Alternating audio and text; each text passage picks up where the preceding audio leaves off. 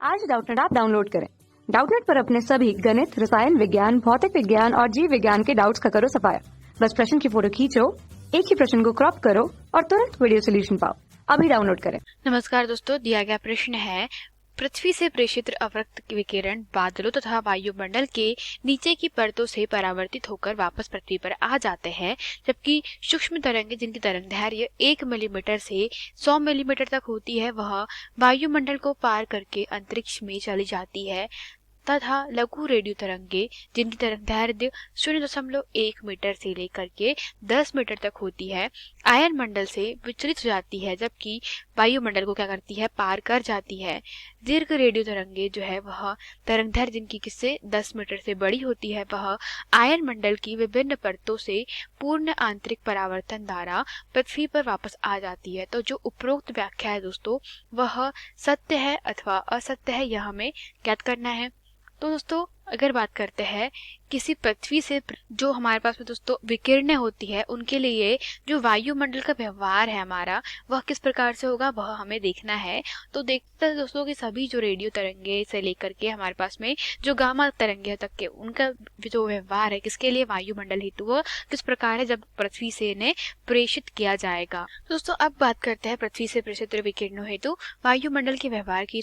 दोस्तों प्रश्न के अनुसार सबसे पहले हम लोग बात करते हैं अवरक्त विकिरणों की, उसके पश्चात सूक्ष्म तरंगों की, और फिर दोस्तों हमारे पास में जो क्या है दीर्घ रेडियो तरंगे हैं उनकी बात करते हैं। ठीक है, तो सबसे पहले दोस्तों अवरक्त विकिरणों की बात करते हैं। तो जो अवरक्त किरणें होती है, ठीक है, उनकी तरंगदैर्घ्य कहाँ से कहाँ तक होती है, वह होती दोस्तों 8000 एंगस्ट्रॉम से लेकर के कितनी 10⁻³ हम लोग कह सकते हैं दोस्तों मीटर के मध्य में। ठीक है, इसका मतलब क्या होता है कि दोस्तों जो अवरक्त किरणें हैं उनकी तरंगदैर्घ्य कुछ इस प्रकार से है कि क्या होगा कि जैसे ही दोस्तों पृथ्वी से प्रेषित किया जाएगा, ठीक है, तो क्षोभ मंडल में उपस्थित दोस्तों हमारे पास में क्या होता है, वायुमंडल में दोस्तों उपस्थित जो बादल होते हैं और जो अन्य चीजें होती है तो उनसे टकरा के क्या हो जाएगी, जो अवरक्त किरणें दोस्तों, ठीक है, यह जो अवरक्त किरणें जैसे ही पृथ्वी से प्रेषित किया जाएगा तो क्या हो जाएगा दोस्तों, यह जो हमारा वायुमंडल है उसके द्वारा क्या हो जाएगी दोस्तों, यह अवशोषित हो जाएगी, या फिर दोस्तों हम लोग कह सकते हैं कि बादलों से परावर्तित होकर क्या होती है, यह पृथ्वी पर वापस आ जाती है। ठीक है, तो अवरक्त किरणें क्या हो रही है दोस्तों कि जैसे ही भेजा जा रहा है इनको तो ये वायुमंडल की निचली परतों से परावर्तित होकर के पृथ्वी पर सतह पर वापस प्राप्त हो जा रही है। तो यह क्या है, अवरक्त किरणों का व्यवहार है। अब बात करते हैं दोस्तों हमारे पास में जो माइक्रो तरंगे है, हमारे पास में प्रश्न में कहा गया है कि हमारे पास में जो सूक्ष्म तरंगे हैं जिनकी तरंगदैर्घ्य कितनी है, 1 मीटर से लेकर के 100 मिलीमीटर तक के, वह वायु को पार करके अंतरिक्ष में चली जाती है। दोस्तों अगर बात करते हैं हमारे पास में सूक्ष्म रेडियो, तो ये जो सूक्ष्म रेडियो तरंगे होती है वह कैसी होती है दोस्तों, 1 मिलीमीटर से लेकर की तरंगदैर्घ्य होती है 100 मिलीमीटर तक। ठीक है, तो इस स्थिति में दोस्तों क्या होता है, जो सूक्ष्म रेडियो तरंगे होती है इनकी तरंगदैर्घ्य दोस्तों कैसी है, बहुत ही कम है। तो जैसे ही इनको क्या किया जाएगा, जैसे ही दोस्तों प्रश्न के अनुसार कहा गया है कि यह वायुमंडल को पार करके अंतरिक्ष में चली जाती है, तो दोस्तों यह कथन कैसा है, पूर्णतः सत्य है कि जब इन किरणों को दोस्तों पृथ्वी से क्या किया जाएगा, प्रेषित किया जाएगा, तो जैसे ही दोस्तों पृथ्वी से प्रेषित किया जाएगा तो दोस्तों यह क्या करेगी, यह दोस्तों वायुमंडल को हमारे पूर्णतः पार कर जाएगी। और दोस्तों चूंकि इनकी आवृत्ति जो हम लोग कह सकते हैं दोस्तों वो कैसी होती है, 40 मेगाहर्ट्ज के आसपास होती है, तो वहां से दोस्तों क्या किया जाता है, इनको फिर कृत्रिम उपग्रहों की सहायता से क्या किया जाता है दोस्तों, पृथ्वी की सतह पर वापस भेजा जाता है। ठीक है, तो इस प्रकार से दोस्तों क्या किया जाता है, सूक्ष्म तरंगों का उपयोग किया जाता है। अब बात करते हैं दोस्तों किसकी, अगर प्रश्न में हमसे कहा गया है कि लघु रेडियो तरंगे जिनकी तरंगदैर्घ्य 0.1 मीटर से लेकर के 10 मीटर तक होती है।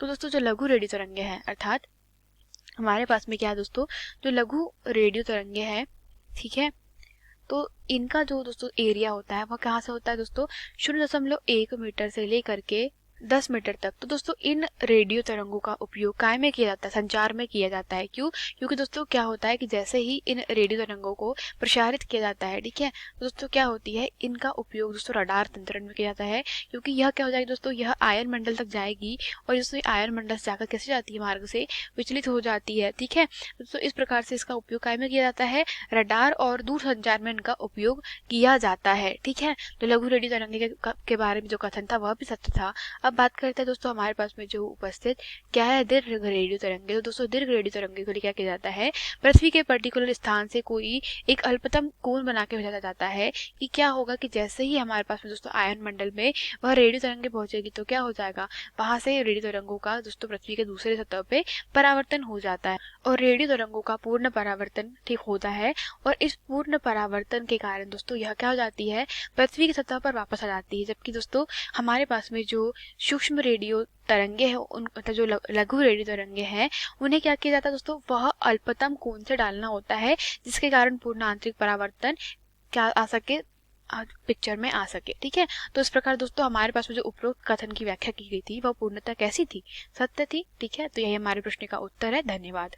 कक्षा 6 से 12वीं से लेकर नीट, IIT, JEE वो एडवांस के लेवल तक 1 करोड़ से ज्यादा छात्रों का भरोसा। आज ही डाउनलोड करें डाउटनेट ऐप या व्हाट्सएप करें अपने सारे डाउट्स 8400 400 400 पर।